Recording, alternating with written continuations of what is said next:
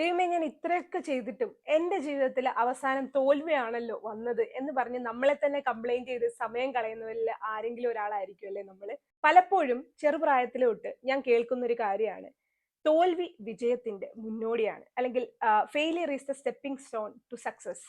എന്തുകൊണ്ടാണ് ഈ തോൽവി വിജയത്തിന്റെ മുന്നോടി എന്ന് ആരും എനിക്ക് പറഞ്ഞു തന്നിട്ടില്ല.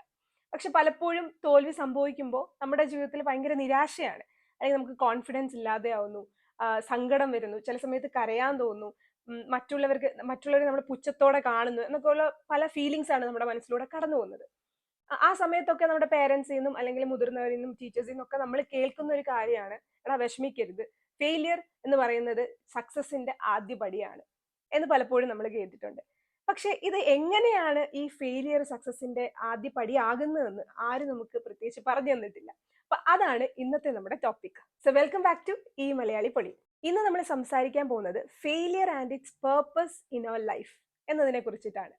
എങ്ങനെയാണ് ഈ ഫെയിലിയർ നമ്മുടെ ജീവിതത്തിലെ പർപ്പസിനെ മനസ്സിലാക്കി നമുക്ക് തരുന്നത്. പലപ്പോഴും നമ്മുടെ ജീവിതത്തിൽ ഫെയിലിയർ ഉണ്ടാകുമ്പോൾ നമ്മൾ നമ്മളെ തന്നെ കുറ്റപ്പെടുത്തുക ചെയ്യുന്നത് അല്ലേ.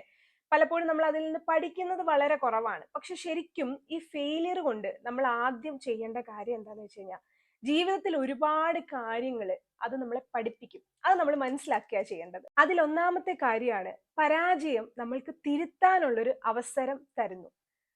നമ്മൾ പലപ്പോഴും തോറ്റു പോകുമ്പോൾ ചെയ്യുന്ന ഒരു കാര്യം നമ്മളെ കുറ്റപ്പെടുത്തുക, അല്ലെങ്കിൽ എന്നെ കൊണ്ട് ഇനി ഇത് പറ്റത്തില്ല, അല്ലെങ്കിൽ നമ്മൾ ഗിവപ്പ് ചെയ്യാണ്. പക്ഷെ ശരിക്കും നിങ്ങളൊന്ന് ആലോചിച്ച് നോക്കിയേ, ജീവിതത്തിൽ തോൽവി സംഭവിക്കുമ്പോൾ എന്തുകൊണ്ടാണ് നമ്മുടെ ജീവിതത്തിൽ തോൽവി സംഭവിക്കുന്നതെന്ന് ചിന്തിക്കുന്നവര് വളരെ കുറവാണ്. അതായത് ഫോർ എക്സാമ്പിൾ, ഒരു എക്സാമിന് ഞാൻ തോറ്റു പോവാണെന്ന് വിചാരിക്കുക. ഞാൻ ആദ്യം ചിന്തിക്കുന്നത് എന്നെ കൊണ്ട് ഇത് പറ്റത്തില്ല എന്നുള്ള ഒരു കാര്യമായിരിക്കും. നമ്മൾ ശരിക്കും ചിന്തിക്കേണ്ടത് എന്തുകൊണ്ടാണ് നമുക്ക് ആ തോൽവി സംഭവിച്ചതെന്നാണ്. എപ്പോഴും പരാജയം നമുക്ക് നമ്മളെ തന്നെ തിരുത്താനുള്ളൊരു അവസരമാണ് തരുന്നത്. Failure teach us to correct our mistakes. അപ്പൊ അതുകൊണ്ട് ആ അവസരത്തെ നമ്മൾ മാക്സിമം പ്രയോജനപ്പെടുത്തുകയാണ് ചെയ്യേണ്ടത്. ഏറ്റവും വലിയ ഉദാഹരണമാണ്, ഒരു കുഞ്ഞ് ജനിക്കുമ്പോൾ കുറച്ചു കാലം കഴിയുമ്പോൾ അത് നടക്കാൻ വേണ്ടിയിട്ട് ശ്രമിക്കുമല്ലോ. സോ ആദ്യം നടക്കുമ്പോൾ അത് വീഴും. വീണ് കഴിഞ്ഞിട്ടാണ് ആ കുഞ്ഞ് തന്നെ പഠിച്ച് നടക്കാൻ വേണ്ടിയിട്ട് തന്നെ ശ്രമിക്കുന്നത്. നമ്മൾ പേരൻസ് അതിനെ പിടിച്ച് നടത്തുമെങ്കിലും അത് ഓരോ വീഴ്ചയിലും പഠിക്കുകയാണ് ചെയ്യുന്നത്. അത് തന്നെയാണ് ഇതിന് ഏറ്റവും വലിയ എക്സാമ്പിൾ. സോ വിജയം എന്ന് പറയുന്നത്, അല്ലെങ്കിൽ വിജയത്തിലേക്ക് എത്താൻ വേണ്ടിയിട്ട് നമ്മളെ കുറച്ച് പാഠങ്ങൾ, നമ്മൾ തിരുത്തേണ്ട കുറച്ച് പാഠങ്ങൾ നമ്മളെ പഠിപ്പിക്കുകയാണ് പരാജയത്തിന്റെ മെയിൻ ഗോൾ എന്ന് പറയുന്നത്. രണ്ടാമത്തെ കാര്യം, പരാജയം നമ്മുടെ സ്വഭാവത്തെ രൂപപ്പെടുത്തുന്നു. എങ്ങനെയാ ഈ പരാജയം നമ്മുടെ സ്വഭാവത്തെ രൂപപ്പെടുത്തുന്നത് ചിന്തിച്ചിട്ടുണ്ടോ? അതിനുള്ള ഏറ്റവും വലിയ എക്സാമ്പിൾ ആണ്, നമുക്ക് പലപ്പോഴും തോൽവി സംഭവിക്കുമ്പോൾ നമ്മൾ ഭയങ്കര ഡിസിപ്ലിൻഡ് ആവാൻ വേണ്ടിയിട്ട് ശ്രമിക്കും അല്ലേ. ഇപ്പൊ ഒരു ഇന്റർവ്യൂവിന് നമ്മൾ പാസ്സായില്ല എന്ന് വിചാരിക്കുക, ഒരു എക്സാമിന് നമ്മൾ പാസ്സായില്ല എന്ന് വിചാരിക്കുക. നമ്മൾ എന്തുകൊണ്ടാണ് തോറ്റുപോയെന്ന് നമ്മൾ ആദ്യം ആലോചിക്കും. പിന്നെ അതിലെത്താൻ വേണ്ടിയിട്ട് നമ്മളൊരു ഡിസിപ്ലിൻഡ് ആയിട്ടുള്ളൊരു റൊട്ടീൻ ഫോളോ ചെയ്യും. ഇത് ഭയങ്കരമായിട്ട് പേഷ്യൻസ് നമ്മളെ പഠിപ്പിക്കും. സോ ഈ ഒരു സ്വഭാവത്തെ രൂപപ്പെടുത്താൻ വേണ്ടിയിട്ട് ഫെയിലിയറിന് മാത്രമേ പറ്റൂ. സക്സസ് ആയ ഒരാൾക്ക് അയാൾ അങ്ങനെ ജീവിച്ചു പോത്തതേ ഉള്ളൂ, അയാളുടെ കംഫോർട്ട് സോണിലായിരിക്കും എപ്പോഴും. പക്ഷെ ഈ ഫെയിലിയർ ആകുന്ന ഒരാൾക്ക് മാത്രമേ അതിനെ എന്തുമാത്രം പ്രായോഗികമായിട്ട് ചിന്തിച്ച് അതിനെ ഒന്നും കൂടെ മിസ്റ്റേക്സ് ഒക്കെ മാറ്റി ഇത്രമാത്രം പേഷ്യൻസോടെ അതിനെ തിരികെ കൊണ്ടുവരാൻ വേണ്ടിയിട്ട് പറ്റത്തുള്ളൂ. Failure always mould our character. സ്വർണം തീയിൽ ചൂടാക്കുമ്പോൾ മാത്രമാണ് ശുദ്ധമാകുന്നത് അല്ലെ, അല്ലെങ്കിൽ അതിന് ഒരു വിലയില്ല.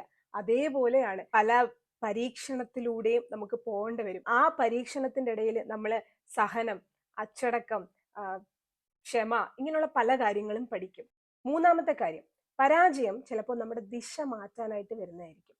ഫോർ എക്സാമ്പിൾ, നമ്മൾ ഒരു എക്സാമിന് തോറ്റുപോയാൽ നമ്മൾ ആദ്യം ചിന്തിക്കുന്നത് ഇപ്പൊ ഈ പറഞ്ഞതുപോലെ വിഷമിച്ചിരിക്കും, അല്ലെന്നുണ്ടെങ്കിൽ എവിടെയാണ് എനിക്ക് തെറ്റുപറ്റിയെന്ന് നോക്കും, കുറച്ചും കൂടെ ഡിസിപ്ലിൻഡ് ആയിട്ട് ഒന്നും കൂടെ പഠിക്കാനും സമയം കണ്ടെത്തി അതിന് വിജയിക്കാൻ വേണ്ടിയിട്ട് നമ്മൾ നോക്കും. എന്നാൽ വീണ്ടും നമ്മൾ എഴുതി വീണ്ടും നമ്മൾ തോക്കാന്ന് വിചാരിക്കുക. അപ്പൊ നിങ്ങൾക്ക് എന്താ മനസ്സിലാവുന്നേ? വീണ്ടും ഞാൻ എഴുതി, ഞാൻ പഠിച്ചു, എന്നിട്ട് ഞാൻ തോറ്റുപോവാണ്. ചില സമയങ്ങളിൽ നമ്മൾ അത് നോക്കാതെ വീണ്ടും വീണ്ടും ട്രൈ ചെയ്തുകൊണ്ടേയിരിക്കും. പിന്നെ എങ്ങനെയെങ്കിലും സക്സസ് ആയി, പിന്നെ നമ്മളിങ്ങനെ മുമ്പോട്ട് പോകും. ചില സമയങ്ങളിൽ നിങ്ങളുടെ ദിശ മാറ്റാൻ വേണ്ടിയിട്ടുള്ള ഒരു വാർണിംഗ് സിഗ്നൽ ആയിരിക്കും ഈ ഫെയിലിയർ എന്ന് പറയുന്നത്.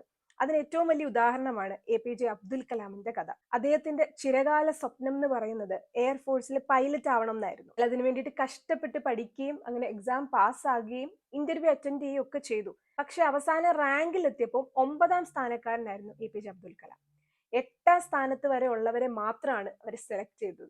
ഒരൊറ്റ ഒരൊറ്റ റാങ്ക് ലിസ്റ്റിന്റെ ഒരു പ്രശ്നം കാരണം APJ അബ്ദുൽ കലാമിന് തന്റെ ചിരകാല സ്വപ്നം അവിടെ ഉപേക്ഷിക്കേണ്ട വന്നു. അന്ന് അദ്ദേഹത്തിന് രണ്ട് വഴികളുണ്ടായിരുന്നു. ഒന്ന്, നിരാശയോടെ അയ്യോ ഞാൻ തോറ്റുപോയല്ലോ എന്ന് വിചാരിച്ച് ഇരിക്കാമായിരുന്നു. രണ്ട്, പുതിയൊരു വഴി തിരഞ്ഞെടുക്കുക എന്നുള്ളതായിരുന്നു. അതിൽ APJ അബ്ദുൽ കലാം തിരഞ്ഞെടുത്തത് രണ്ടാമത്തെ വഴിയാണ്. അങ്ങനെ അദ്ദേഹം ISROയിൽ ചേരുകയും പിന്നെ ലോകം ഇന്ന് ആദരിക്കുന്ന ഒരു ശാസ്ത്രജ്ഞനായിട്ട് മാറുകയും അങ്ങനെ രാഷ്ട്രപതി ആവുകയും ഒക്കെ ചെയ്തു. നമ്മൾ എപ്പോഴും ആലോചിക്കുമ്പോൾ തോറ്റുപോയ പൈലറ്റ് ആയിട്ടല്ല ഓർക്കുന്നത്, അല്ലെ?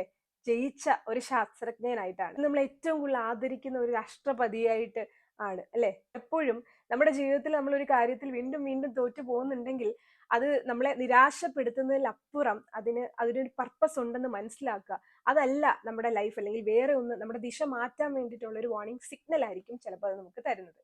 നാലാമത്തെ കാര്യം, പരാജയം നമ്മളെ നന്ദിയുള്ളവരാക്കുന്നു. നമ്മുടെ ജീവിതത്തിൽ പണത്തിന്റെയും വിശപ്പിന്റെയും ഒക്കെ മൂല്യം ശരിക്കും നമുക്ക് മനസ്സിലാവുന്ന എപ്പോഴാ? അതില്ലാതാവുമ്പോഴാ. അതേപോലെ തന്നെയാണ് ഒരിക്കലെങ്കിലും പരാജയപ്പെട്ടവന് മാത്രമേ വിജയത്തിന്റെ ശരിക്കുള്ള മൂല്യം മനസ്സിലാവത്തുള്ളൂ. അതുകൊണ്ട് തോൽക്കുമ്പോൾ ഒരിക്കലും ഇവിടെ എല്ലാം തീർന്നു, ഇതെല്ലാം അവസാനിച്ചു എന്ന് വിചാരിച്ച് നിരാശപ്പെട്ടിരിക്കാതെ അതിനു വേണ്ടിയിട്ട് ആ തോൽവിയിൽ നിന്ന് എന്തൊക്കെ പാഠങ്ങളാണ് ആ തോൽവി നമ്മളെ പഠിപ്പിക്കുന്നതെന്ന് മനസ്സിലാക്കാൻ വേണ്ടിയിട്ട് ശ്രമിക്കുക. എന്റെ അഭിപ്രായത്തില് ജീവിതത്തിൽ തോൽക്കുന്നൊന്നുമല്ല ഏറ്റവും വലിയ പരാജയം. പരാജയപ്പെട്ടവന് വീണ്ടും എഴുന്നേറ്റ് സക്സസിൽ എത്താനൊക്കെ പറ്റും. പക്ഷെ ഒരിക്കൽ പോലും ശ്രമിക്കാത്തവന്, അതിനു വേണ്ടിയിട്ട് പരിശ്രമിക്കാത്ത ഒരാൾക്ക് ഒരു അവസരം പോലും കിട്ടത്തില്ല. അതുകൊണ്ട് തോൽവിയിൽ നിരാശപ്പെടാതെ നിങ്ങൾക്ക് ഉള്ള അവസരങ്ങൾ മാക്സിമം പ്രയോജനപ്പെടുത്താൻ വേണ്ടിയിട്ട് ശ്രമിക്കുക. അതിനു വേണ്ടിയിട്ട് ശ്രമിച്ചുകൊണ്ടേ ഇരിക്കുക. ഇന്ന് നിങ്ങളുടെ ജീവിതത്തിൽ ഒരു പരാജയത്തിൽപ്പെട്ട് നിരാശപ്പെട്ടിരിക്കുന്നവരാണ് നിങ്ങളെങ്കിൽ നിങ്ങൾ നിങ്ങളോട് തന്നെ ചോദിക്കേണ്ട ഒരു ചോദ്യമുണ്ട്: ഈ പരാജയം എന്താണ് എൻ്റെ ജീവിതത്തിൽ പഠിപ്പിക്കുന്നത്? ഒരുപക്ഷെ അത് നിങ്ങളെ കുറച്ചും കൂടെ അച്ചടക്കമുള്ളവനാക്കി തീർക്കാൻ വേണ്ടിയിട്ടായിരിക്കും, ക്ഷമ കാണിച്ചു തരാൻ വേണ്ടിയിട്ടായിരിക്കും, അല്ലെങ്കിൽ നിങ്ങളുടെ ദിശ മാറ്റാൻ വേണ്ടിയിട്ടായിരിക്കും, അല്ലെങ്കിൽ വിജയത്തിൽ ഒളിഞ്ഞിരിക്കുന്ന കാര്യങ്ങൾ പഠിപ്പിക്കാൻ വേണ്ടിയിട്ടായിരിക്കും. ഒരു ചെറിയ കഥ പറഞ്ഞ് ഞാൻ ഈ ടോപ്പിക്ക് നിർത്തുകയാണ് കേട്ടോ. ഒരു കഴുകന് 40 വയസ്സായി കഴിഞ്ഞു കഴിഞ്ഞാൽ അതിന്റെ കൊക്കൊക്കെ പൊട്ടും, നഖങ്ങളൊക്കെ ബലഹീനമാകും, അതേപോലെ അതിന്റെ ചിറകുകൾ അതിന് ഭാരമായിട്ട് തീരും. അപ്പൊ അതിന്റെ മുമ്പിൽ രണ്ട് വഴികളാണ്. ഒന്നെങ്കിൽ മരിക്കുക, അല്ലെങ്കിൽ വേദനയൊക്കെ സഹിച്ച് സ്വയം പുതുക്കുക എന്നുള്ളതാണ്. അപ്പൊ ഇത് മുകളിലേക്ക് പറക്കാൻ വേണ്ടിയിട്ട് ശ്രമിക്കും. ആ സമയത്ത് അതിന്റെ ചിറകുകളൊക്കെ പുതിയതാവും, അതിന്റെ കൊക്ക് പൊട്ടി പഴയ നഖങ്ങളൊക്കെ പോയി പുതിയ നഖങ്ങൾ വരും, ചിറകുകളൊക്കെ പുതിയതാകും. അപ്പൊ അതിന് കുറച്ചു കാലം കൂടെ, കുറെ വർഷങ്ങൾ കൂടെ ഉയരത്തിൽ പറക്കാനായിട്ട് സാധിക്കും. അതേപോലെ തന്നെയാണ് ജീവിതത്തിൽ പരാജയങ്ങൾ വരുമ്പോൾ. അതൊന്നും നമ്മുടെ ജീവിതത്തിൽ നിരാശപ്പെടുത്താനോ ജീവിതം തീർന്നു പോയെന്ന് വിചാരിക്കാനോ വേണ്ടിയിട്ടുള്ളതല്ല. നമ്മുടെ പുതുക്കത്തിന് വേണ്ടിയിട്ടുള്ള ഒരു ചെറിയ തുടക്കം മാത്രമാണ് നമ്മുടെ ജീവിതത്തിൽ നമ്മൾ അനുഭവിക്കുന്ന പരാജയങ്ങൾ.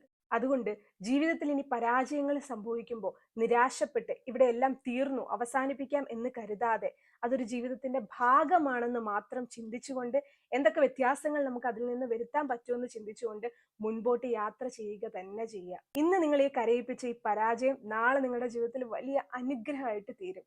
നിങ്ങൾക്ക് ഈ വീഡിയോ ഇൻഫോർമേറ്റീവ് ആയിട്ട് തോന്നുന്നുണ്ടെങ്കിൽ നിങ്ങളുടെ ഫ്രണ്ട്സ്, ഫാമിലീസ്, റിലേറ്റീവ്സിന് ഇത് അയച്ചു കൊടുക്കുക. അതേപോലെ എന്നെ സപ്പോർട്ട് ചെയ്യുക, സബ്സ്ക്രൈബ് ചെയ്യുക. വീണ്ടും പുതിയൊരു വീഡിയോ ആയിട്ട് വരുന്നത് വരെ എല്ലാവർക്കും ബൈ.